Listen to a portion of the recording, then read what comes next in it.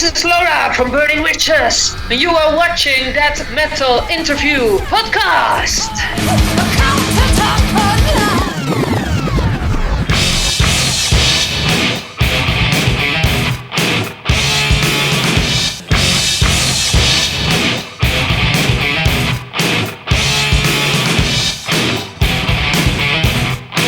That Metal Interview. A returning guest for you guys and us fanatics, we have Laura Guldemond of Burning Witches, front woman sensation, awesome vocalist, as you guys know by now. They have a new album they're promoting by the name of The Dark Tower, which will be out and dropping on May 5th. If you're listening to this after May 5th, that means it's out and available. So stream it, download it, and share it, and rock to it. So awesome. Thank you, girls, for providing awesome metal for us fanatics once more. Thank you, Laura, for returning to the show. And before we continue to the interview, let's hear the latest song from Burning Witches by the title of Unleash the Beast off of The Dark Tower. Here it is. Enjoy.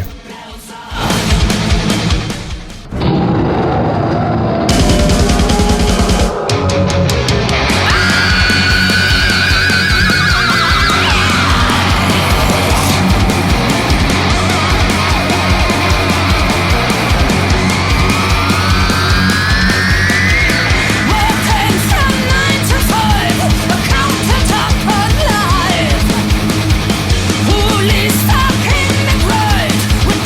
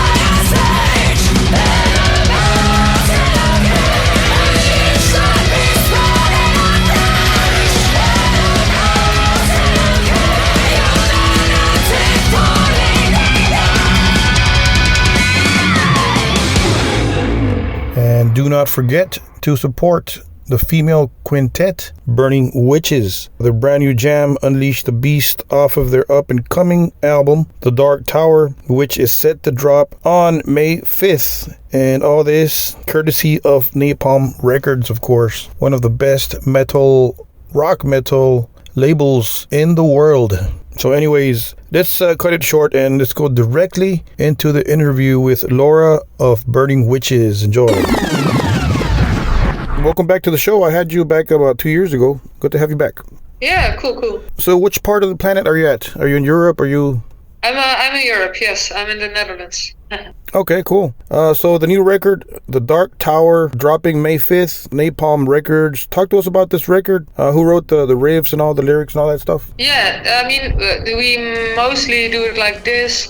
Romana just comes up with a lot of music, and the best songs, they get sent to me, so it could be like a verse and a chorus, or maybe the whole song structure.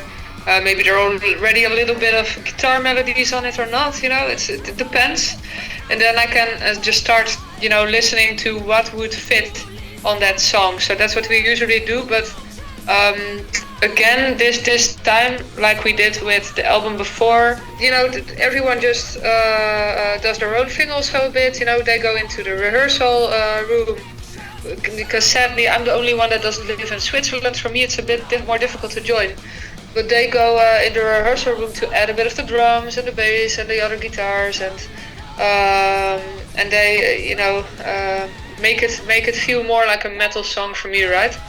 And then I get sent maybe the second version, and so we go back and forth a bit with the lyrics and the melody lines, and if we got something we all like.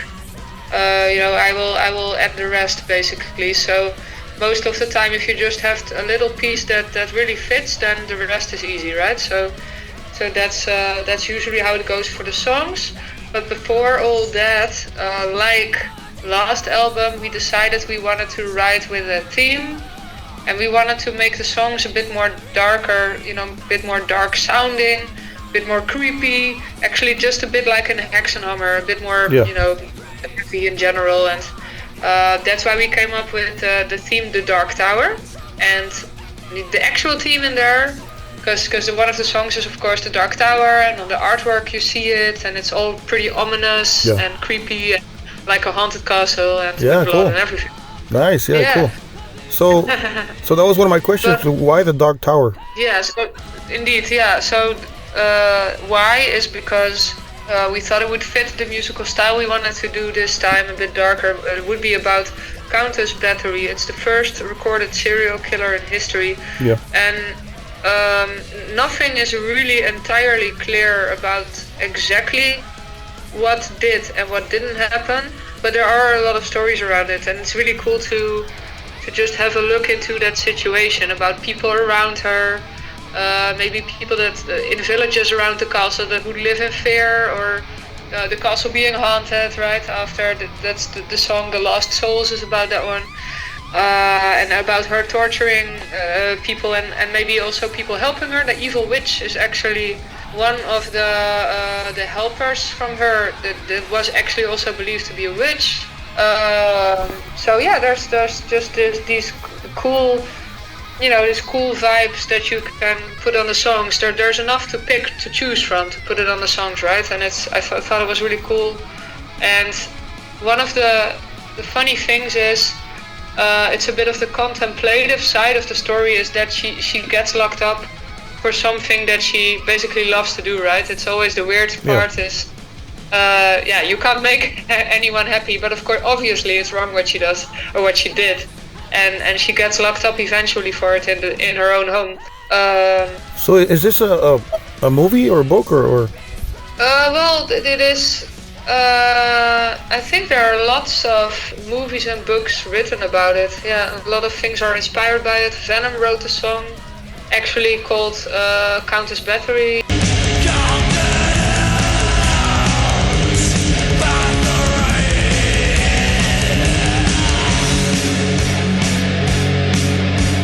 Yeah. Apparently, I forgot the name of the song, but apparently Cradle of Filth has a song about it.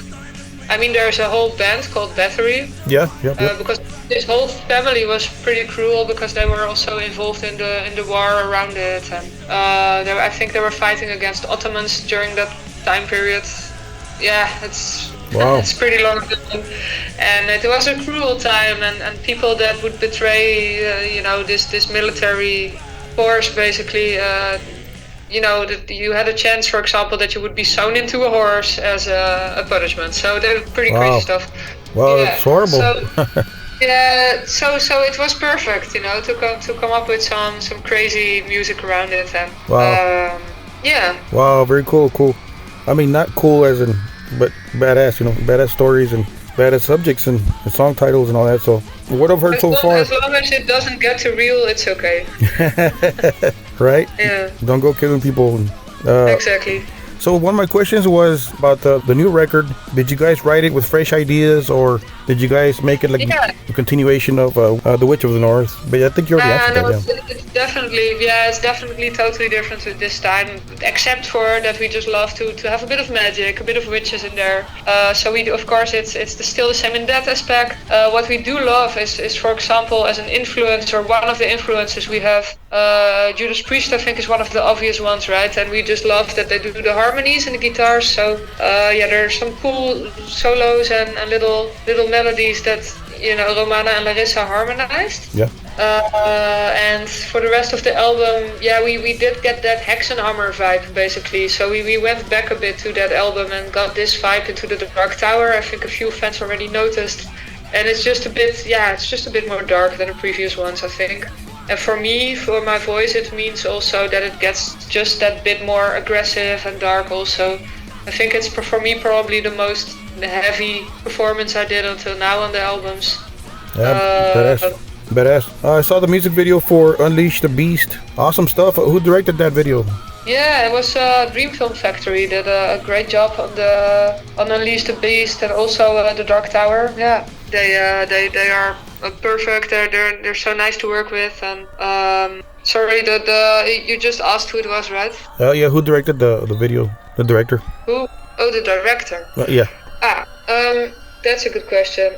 I mean, it was basically a group of people. I think the director, though, I'm really bad at names, but I know how he looked like. He had a really cool round glasses. Okay, cool. He had a gothic haircut, like he was from Berlin. It's like a techno gothic or something. I don't know. He definitely had his own style. Why I'm so bad at names. It's okay. So everybody in Berlin has the same haircut. Yeah. Sorry? Yeah. Well, I mean, you probably saw a bit of Lord of the Lost by now. Yeah. He could have been in that band with his haircut. It was pretty out there. Yeah. What's your favorite song on this record? The favorite song? Oh, that's always such a difficult question. It can really vary from day to day. They're all your babies, so it's kind of like picking a baby. Yep. Yeah, so I think for this moment to Unleash the Beast, yeah, because I just love energy in songs, and this song definitely has a lot of energy and a lot of thread going on, and yeah, it's just uplifting a bit, I like that. But choosing one is always difficult, so maybe tomorrow it's a different song. It changes, yeah. Did you guys hold auditions for the guitar player slot? Larissa's not playing right now, of course. And she got pregnant indeed, and for the funny part is it was a surprise for everyone, because she said, I thought it would take a long time to get pregnant, but now I'm pregnant, so she wasn't sure. She wasn't sure it would be so fast, and so we needed indeed someone to fill in for the coming period of time, for sure, and we were already in contact with Courtney for a long time, and we actually toured with her and the Iron Maidens, right? So we toured with the Iron Maidens last year, also the west coast of the US, and it was lots of fun with them, and we had a great time also with Courtney. And she actually played a guest solo on Hexenhammer before, so really? Yeah, we do. Okay. Yeah, so we know her since a long time also, and we felt like she was the right person to ask, and luckily for us, she really wanted to help us too. And yeah, just to do something nice back, we also thought, you know what, let's just also ask her for the clips. So she's also in the video clips now. That will of course unleash the beast indeed. And I think we made a lot of people happy also that like Courtney. So I saw a lot of Courtney underneath the video clip written. So I think it's alright. That's cool. Yeah. Did she record on this record, or is she just filling in as a guest live? Yeah, she just actually. We thought it would be fun to at least be able to show her in the clips also now. Yeah. It seemed fair for us if she could help us out so much. And now actually we have 2 versions of the song Unleash the Beast, for example. There are now 2 versions. So there's one with Larissa. That's kind of cool also. It's really a bit different. So the one with Larissa has a bit more, melody and little harmonies and a bit. Yeah, it's cool. You should look it up to check it. And with Courtney we have the full on shred version. So. Wow, cool. So is she coming back, yeah. Larissa, or is she done? Well, I mean, it's always hard to say, right? I mean, she says she would like to come back with kids. It's just, you never know how that goes. Yeah. That's the problem. It will be a long period later. We would welcome her back, definitely, and she says she will be back. So let's see if this will actually happen in the future. Because to be honest, it's so far in the future, I don't think you can say anything about it. Yeah. If you think about it like that, in my opinion. But yes, it would definitely be cool. I do miss Larissa, to be honest. I was good friends with Larissa, and well, I'm happy at least. Courtney is also a great person, so I shouldn't complain. But I do miss her, and if she comes back, I would be happy. Yeah, being in a band is, some people don't know it. It's a lot of hours together on the road and in the studio rehearsal. So you got to be like family, I guess, right? So you guys for sure. Yeah. Everybody's good friends, right? Yeah, definitely. Yeah. So either way, we're here to support Burning Witches, Larissa or Courtney, right? That's cool. Mm-hmm. I saw you guys doing some CD release concerts in Europe, a couple of those, right? Are you excited for that? Yeah, definitely. Yeah, we're going to do, actually, just before the release, there's actually a cool show. We go to the, I have to say this correct, the Monsters of Rock cruise. Yeah. So it's really cool. It's basically for us like a pre-party, right, before the release. And so right after we come back, we go straight to Zurich for, I believe it's in Zurich at least. It's a record shop that we're going to do an autograph session the day after the release. And we will also then the 12th of May have the release show itself. So basically I will just stay.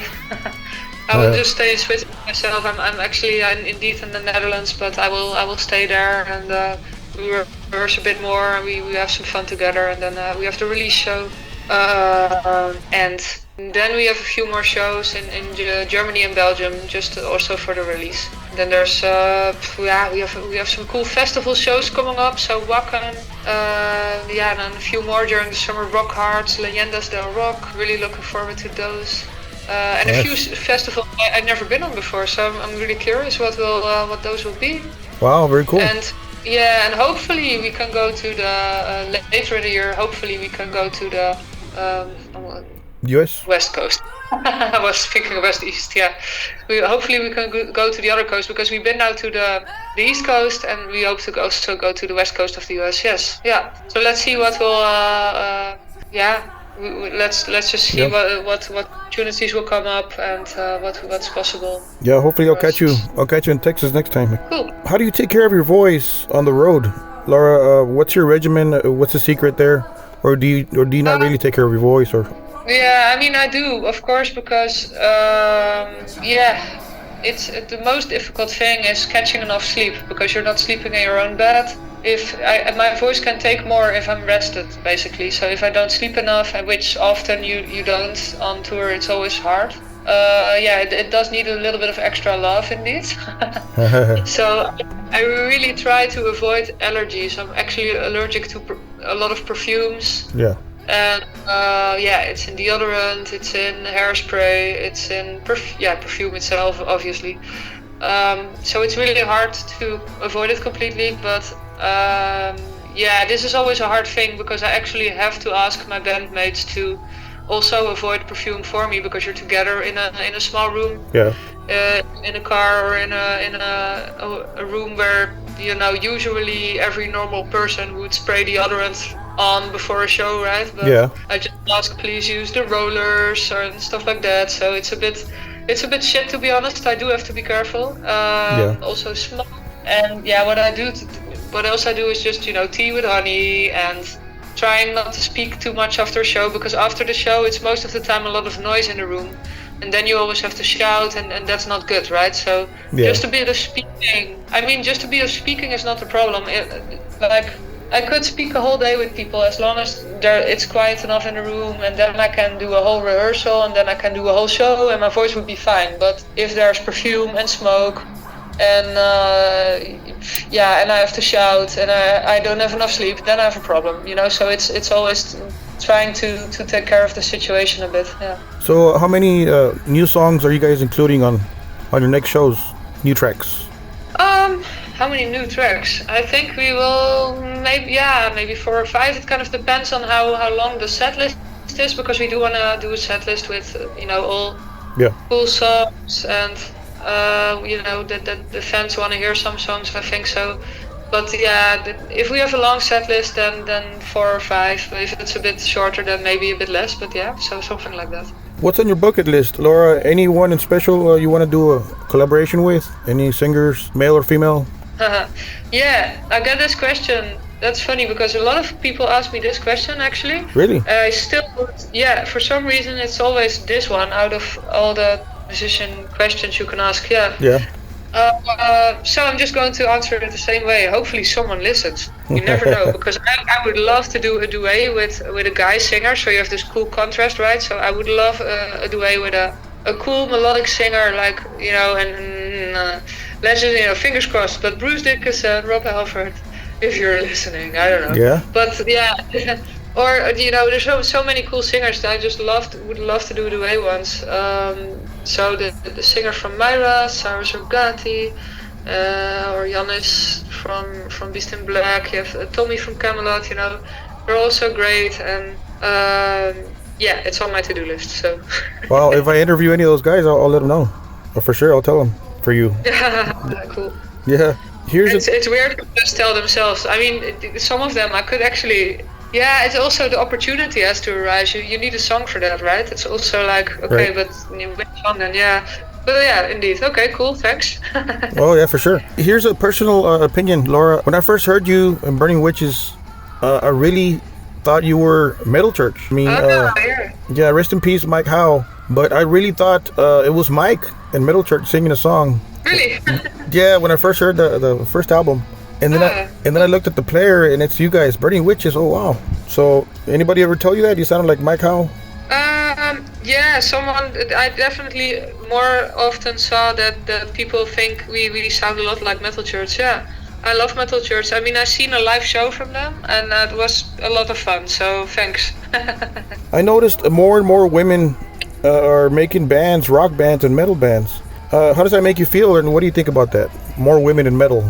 Yeah, I mean, that's good, I guess. That means that they also feel welcome, I guess. I wonder if that was the reason why it didn't happen before that much, or if it was really also, maybe more women feel it's also a woman thing instead of a guy thing. I don't know if it comes, to be honest, I don't know if it comes from the perception of the woman or the perception of the guys, and then maybe the pressure that was against women in the scene, because I do know it was bigger, back in the days than it is now, but I mean it's still a bit there, I guess, but I'm not sure where it comes from, but I guess good for them. If they love metal and they love to do what they do, they should do it, so that's good. That's good. I see a bunch of more girl bands or girls involved in metal and rock. That's cool for us fans. It's a variety of different things, so that's very cool. Any advice you can give to younger girls looking to make a rock or a metal band? Any advice? Well, I mean, the most important thing is you have to be crazy about it enough, I guess. To have the patience and the willpower to get there eventually, right? So you have to love what you do. I think that's the most important. And the other thing is, Yeah, practice. A lot of practice. Oh yeah, and then there's another one. Yeah, I think it's a bit of a combination. It's hard to just say just one for me, to be honest. But I think it's also, eventually, I mean, if you just start out, it's also about finding your own sound a bit, right? And I think it's not only important to get better as a musician, but also to find your own sound, to be able to stand out a bit, because if you sound like anyone else as an act, as a band, then it can be difficult, you know what I mean? So I think it's also important to be a bit conscious about it, I guess. Yeah, there you go, cool. You mentioned a couple of gigs in the future of Burning Witches, a little bit there, a couple of festivals and stuff.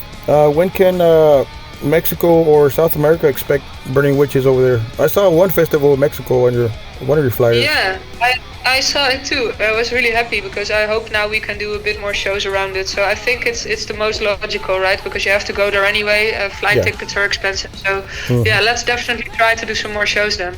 But that's all I can say, to be honest. It's just we're thinking of how to arrange it. Awesome. Thank you, Laura. Thank you for making time. It's awesome chatting with you. You guys are doing great. And a badass album. People are going to love it for sure. Would you like to send a message to your fans listening to this podcast? Thanks for listening and stay metal. Awesome message. There you go. Cool. Well, keep it metal, Laura. Keep rocking, and thank you for making time. Yeah, you're welcome. Thank you for the interview.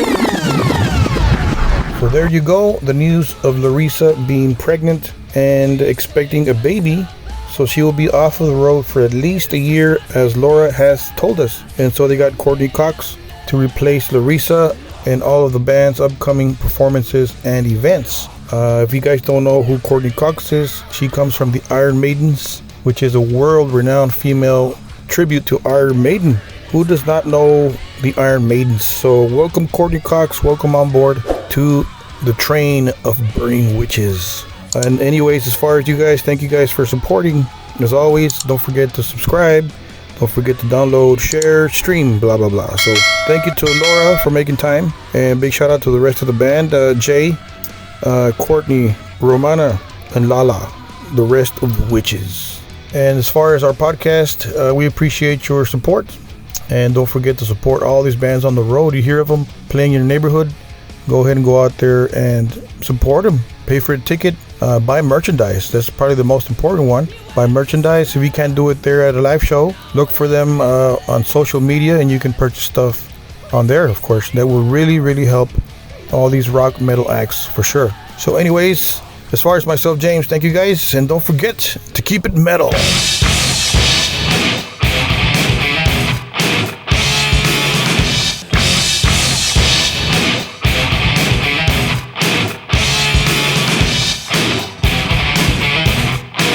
That Metal Interview.